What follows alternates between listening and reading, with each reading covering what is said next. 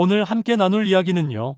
어쩌면 우리가 뉴스에서 스쳐 지나갔을 수도 있는 한 여성의 이야기입니다. 겉으로 보기엔 단순한 호텔 숙박비 문제처럼 보일 수 있지만 그 안을 들여다보면 한 사람의 삶이 그리고 그 선택의 무게가 느껴지는 이야기죠. 9년이라는 시간, 그리고 20억이라는 금액, 이 숫자들만 들으면 고개를 갸우뚱하게 되실 겁니다. 도대체 어떤 일이 있었기에? 하고 말이죠. 오늘은 노태우 전 대통령의 딸 노소영 관장의 이야기를 함께 들어보려 합니다. 화려한 재벌가의 며느리였던 한 여성이 왜 9년 동안 호텔에 머물며 20억의 숙박비를 내지 않는 것일까요? 그 이면에는 우리가 상상하는 것보다 훨씬 더 복잡하고 때로는 가슴 아픈 사연이 숨어 있습니다. 노소영 관장은 2015년부터 워커힐 호텔의 에메랄드 빌라에 머물고 계십니다. 9년이라는 긴 시간 동안요. 보통 호텔이라고 하면 짧게는 며칠, 길어야 몇 주 정도 머무는 곳이잖아요. 그런데 9년이라니 이건 단순한 숙박이 아니라 거의 생활 공간이 된 거죠. 그리고 그 기간 동안 쌓인 숙박비가 무려 20억 원에 달한다고 합니다. 호텔 측에서는 당연히 난처한 상황입니다. 수년째 방을 비워달라고 요청하고 있지만 노소영 관장은 움직이지 않고 계시죠. 이게 단순히 돈을 안 내려고 버티는 게 아니라는 건 조금만 깊이 들여다보면 알 수 있습니다. 많은 분들이 궁금해하시죠. 재벌가 며느리였는데 돈이 없을 리 없잖아.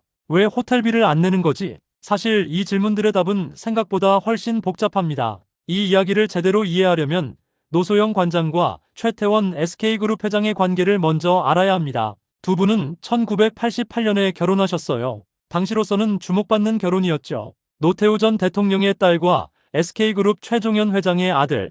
한국 사회에서 이보다 더 큰 주목을 받을 결혼이 또 있었을까 싶을 정도였습니다. 그렇게 시작된 결혼 생활은 30년 가까이 이어졌습니다. 세 자녀를 두고 겉으로 보기엔 완벽해 보이는 가정이었죠. 노소영 관장은 그 시간 동안 아내로서, 어머니로서, 그리고 미술 애호가로서 자신만의 삶을 살아오셨습니다. 리움미술관 관장으로서 한국 미술계에도 많은 기여를 하셨고요. 그런데 2019년 두 분의 관계에 큰 균열이 생깁니다. 최태원 회장의 혼외 관계가 알려지면서 오랜 세월 쌓아온 부부의 신뢰가 무너지기 시작한 거죠. 이건 단순히 부부 사이의 문제를 넘어서 한 여성의 삶 전체를 뒤흔드는 일이었을 겁니다. 2019년 노소영 관장은 이혼 소송을 제기하셨습니다. 그리고 여기서부터 이야기가 복잡해지기 시작합니다. 이혼 소송에서 가장 중요한 쟁점 중 하나가 바로 재산 분할이었어요. 최태원 회장이 보유한 SK그룹의 지분, 그리고 여러 자산들을 어떻게 나눌 것인가의 문제였죠. 2022년 1심에서는 노소영 관장에게 약 1조 3,800억 원을 재산 분할로 지급하라는 판결이 나왔습니다. 이는 당시 한국 이혼 소송 역사상 최고액이었어요. 하지만 이 판결에 최태원 회장 측이 항소하면서 법적 다툼은 계속되고 있습니다. 그렇다면 이게 호텔 숙박비와 무슨 관계가 있을까요?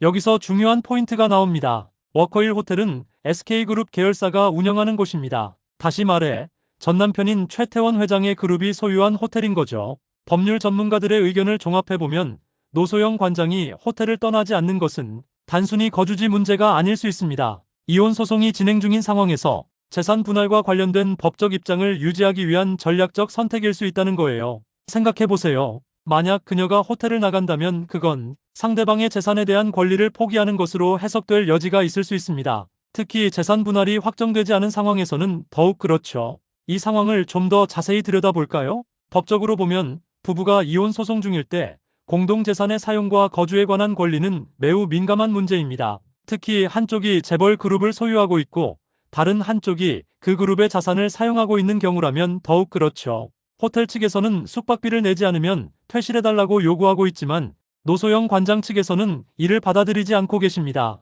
법적으로는 이게 단순한 채무 불이행이 아니라 재산권과 거주권이 얽힌 복잡한 문제가 될 수 있어요. 일각에서는 이렇게 분석하기도 합니다. 노소영 관장이 숙박비를 내지 않는 것은 오히려 이것도 우리 부부의 공동재산이고 나에게도 사용할 권리가 있다는 주장의 표현일 수 있다고요. 재산 분할이 완전히 마무리되기 전까지는 자신도 이 자산을 사용할 정당한 권리가 있다는 입장인 거죠. 물론 호텔 측 입장에서는 영업에 지장이 있을 수밖에 없습니다. 에메랄드 빌라는 워커힐 호텔의 프리미엄 시설 중 하나인데 9년 동안 한 사람이 독점적으로 사용하고 있으니까요. 하지만 숫자와 법적 논리를 잠시 내려놓고 인간적인 면을 생각해 볼까요? 한 여성이 30년 가까이 함께한 남편과의 신뢰가 무너지는 것을 경험했습니다. 그리고 그 과정에서 자신이 평생 살아온 삶의 터전, 가정이라는 공간을 잃게 되었죠. 이혼이라는 건 단순히 법적으로 부부관계를 해소하는 게 아닙니다. 한 사람의 정체성, 일상, 미래 계획 모든 것이 흔들리는 경험이에요. 특히 오랜 세월을 함께한 부부라면 더욱 그렇죠. 노소영 관장에게 그 호텔은 어쩌면 마지막 보루였을 수도 있습니다. 법적 싸움이 끝날 때까지 자신의 권리를 지키기 위해 버텨야 하는 공간, 단순히 물리적인 거주지가 아니라 자신의 입장을 표현하고 지키는 상징적인 장소였을 거예요. 많은 사람들이 재벌가 며느리인데 뭐가 문제야? 라고 생각할 수 있습니다. 하지만 돈이 많다고 해서 상처가 덜한 건 아니에요. 오히려 공개적으로 모든 것이 드러나고 언론의 주목을 받으면서 더 큰 고통을 겪었을 수도 있죠. 이 사건을 바라보는 사회의 시선도 다양합니다. 어떤 분들은 법대로 해야지 숙박비를 안 내는 건 문제다라고 말씀하시고요. 또 어떤 분들은 남편이 잘못했는데 왜 아내가 쫓겨나야 해? 라고 공감하시기도 합니다. 사실 이 문제에는 정답이 없을 수도 있어요. 법적으로는 계약과 채무의 문제가 있고 인간적으로는 배신과 상처의 문제가 있습니다. 그리고 그 사이 어딘가에 한 여성의 삶과 선택이 있는 거죠. 무엇보다 중요한 건 이것이 단순한 호텔 숙박비 미납 사건이 아니라는 점입니다. 한 가정의 해체, 재산권의 분쟁, 그리고 한 개인이 자신의 권리를 지키기 위해 벌이는 싸움이 모두 얽혀있는 복잡한 상황이에요.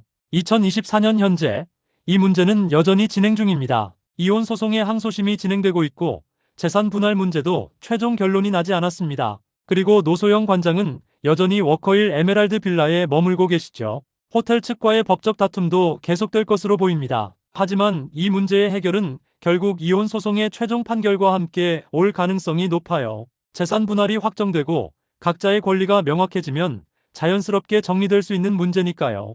여러분, 오늘 이야기를 나누면서 우리가 기억해야 할 것들이 있습니다. 첫째, 모든 이야기에는 우리가 보지 못하는 면이 있다는 것. 겉으로 보이는 숫자와 사건 뒤에는 한 사람의 아픔과 선택이 있어요. 쉽게 판단하기보다는 그 상황에 놓인 사람의 입장을 이해하려는 노력이 필요합니다. 둘째, 법적인 문제와 인간적인 문제는 다를 수 있다는 것. 법은 명확한 기준과 절차를 제시하지만 그 안에서 사람들이 겪는 감정과 고통까지 모두 담아낼 수는 없죠. 우리는 법적 판단과 동시에 인간적인 이해와 공감도 함께 가져야 합니다. 셋째, 모든 갈등에는 끝이 있다는 것. 지금은 복잡하고 어려운 상황이 계속되고 있지만 시간이 지나면 결국 해결의 실마리가 보일 거예요. 법적 절차가 마무리되고 각자의 삶이 새로운 방향으로 나아갈 수 있을 겁니다. 노소영 관장께서 이 어려운 시간을 잘 견뎌내시고 앞으로 자신이 원하는 삶을 살아가실 수 있기를 바랍니다. 그리고 최태원 회장도 이 과정을 통해 많은 것을 돌아보고